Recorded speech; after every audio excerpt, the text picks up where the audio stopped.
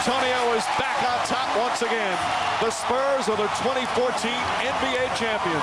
The championship may be a month old, but the Spurs are still reaping the rewards. They'll get some more attention tonight at the sports version of the Oscars, as we are all over the Spurs. Now, the ESPYs are in Hollywood tonight. The Spurs, they are not. Typical Spurs fashion, they're going to shun the limelight for their regular routine. They're up for 3 awards: Best Team, Best Coach, and Kawhi Leonard for the Best Championship Performance. If they win, only Danny Green and Corey Joseph, I'm told, will be there to pick up the trophy.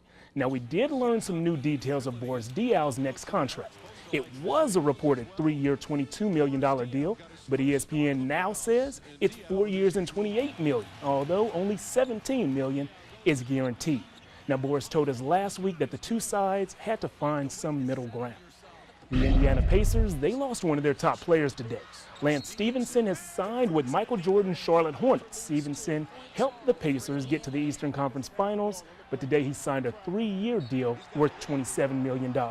And check this out, a construction worker on the job site of Texas A&M Stadium remodel has been fired for just flying an Alabama flag.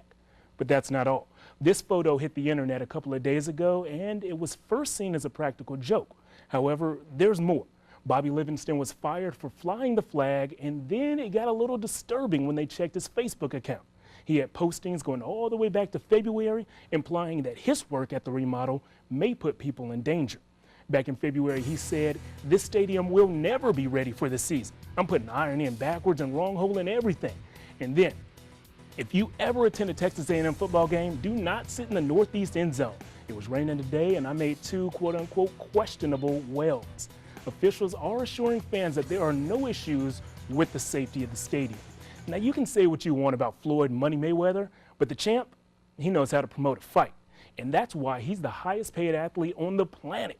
Yesterday, right here at Fiesta, Texas, he and Marcos Maidana, they got into a bit of a scuffle. That's what made news, but what I was interested in is that big guy right there. Look at the size of that bodyguard. Turns out Floyd actually has 4 giants that protect him on a daily basis. The one on the left, his name is Alfonso Reddick, but they just call him Big Church. Big Church is 7'1" and 430 pounds. Mayweather also carries about $100,000 in cash with him at all times. So wherever he goes with that cash, those big guys are right there with him. Mayweather is the world's highest paid athlete, making $105 million over the past year. Now we're going to go from the richest to one of the classiest athletes out there. Baseball's All-Star Game said goodbye to the captain last night. It was the final All-Star Game for Derek Jeter, who is retiring after 20 years in the big leagues. He got a 4-minute-long standing ovation, which included some of his opponents on the National League team.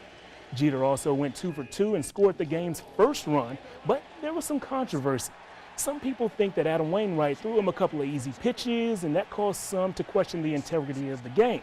But it's Derek Jeter, and it's exhibition. Come on.